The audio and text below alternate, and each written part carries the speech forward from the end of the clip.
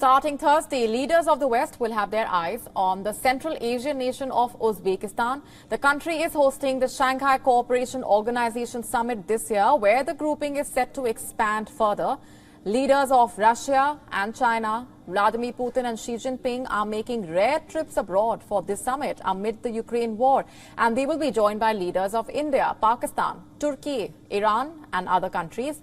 Now, both China and Russia have long sought to position the SCO as an alternative to the Western multilateral groups.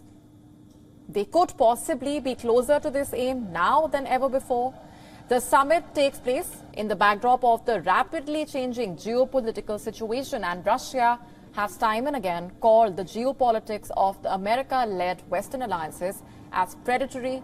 It cites Finland's and Sweden's NATO application as the latest example. To counter it, Russia is planning to fall back on its SCO partners, the top two being China and India. China's slant towards Russia over the Ukraine war is clear. Beijing is not part of international sanctions against Moscow. China's relations with the West have also plunged to an all-time low, especially with the U.S. over tensions in the Taiwan Strait. China is also standing against the U.S. as a hegemon in the Asia-Pacific. So both Russia and China are showing signs of resisting not just the American power, but also the existing global order. India's partnership is also extremely crucial for Russia. The world's largest democracy and a key Quad member maintained close ties with the U.S. and the West, and at the same time has further strengthened ties with Russia amid the Ukraine war. New Delhi has refused to take sides in the ongoing war, much to the dismay of the West. India abstained from UN votes on the Russian invasion. The country has instead called for a diplomatic solution to the crisis. India's imports of Russian oil have soared since the Ukraine invasion. Russian President Vladimir Putin will be holding a bilateral with India's Prime Minister Narendra Modi. The two are expected to discuss issues of strategic ability, the situation in the Asia-Pacific, and bilateral cooperation with the United Nations and the G20.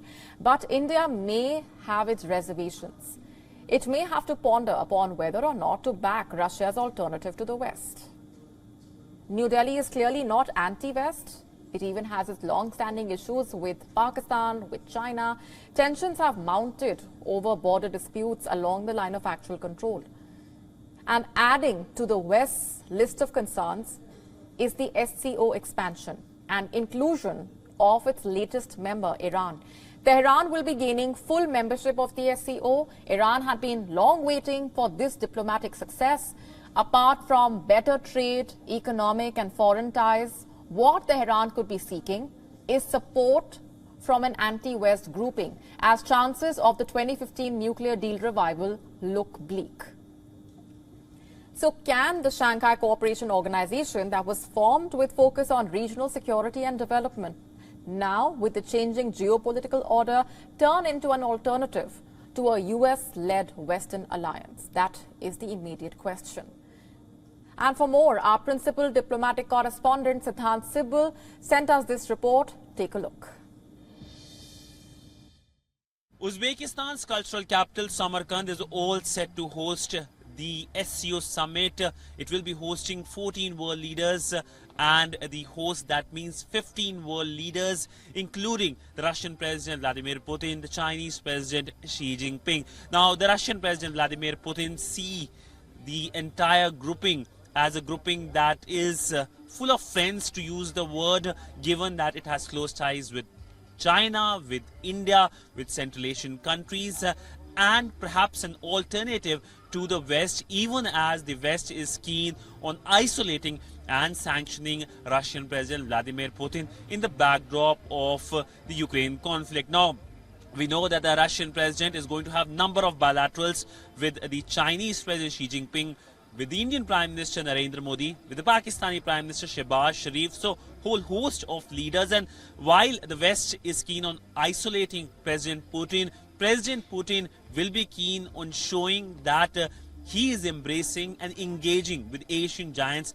like China and India, and Moscow is not isolated. So clearly, it's a shot in the arm for the Russian President Vladimir Putin when it comes to be present here in Samarkand, the cultural capital of Uzbekistan, but also send a message to the West of the fact that Russia remains a country which has influence and countries do engage with Russia. But largely, we know that the Samarkand summit happens in the backdrop of conflicts like the Ukraine conflict, the Taiwan Strait crisis, and the increasing tiff between India and China. Since the Doklam crisis, we know the relationship has gone downwards. So there is a baggage when it comes to the summit taking place, but there will be outcomes.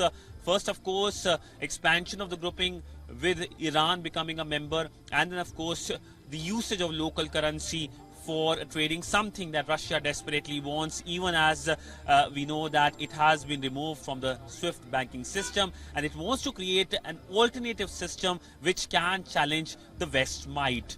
With video journalist Ajit Siddhant Sibal for WION in Samarkand, Uzbekistan. WION now available in your country. Download the app now. Get all the news on the move.